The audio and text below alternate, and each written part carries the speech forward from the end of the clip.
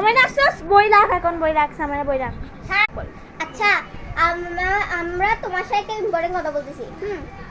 আমরা বুঝছি তুই টিকটক করস, মেকআপ করস, আমরা বড় বোন বলো, মেজো বোন বলো, হ্যাঁ, আর তো আম্মু বলো, কেউ কি তোকে বাধা দিছে টিকটক মেকআপ করার জন্য? কেউ বাধা দিছে? তাই একটু কারণ জন্য মানে অল্প একটু ফড়া পড়ে দিলে আম্মুর জন্য, আমাদের জন্য একটু ফড়া পড়ে দিলে কি হবে? দে তুই একটু এসএসসি পরীক্ষাতে পাস করে দে। চুপ কর, তুই এখন বলে তুই এসএসসি পরীক্ষা দেবে রে, তোকে কেউ তুই ফার্স্ট পাস করবি না কোনো, তুই এসএসসি 40 সালে দিবি, ঠিক আছে? কোনো এখন বিয়া চার বলি নাম তোকে না আসলে শিখাই যাবে মা। তো পারো না? হ্যাঁ, তোমার কি মুখ নাই যে তুমি সারাদিন যে আমার মতন পড়তে পারো না? আমার যে মুখ আছে, তোমারও মুখ আছে, তা আমার মতন পড়তে পারো না বই নিয়ে? ঠিক আছে, আমি পড়তে বসতেছি।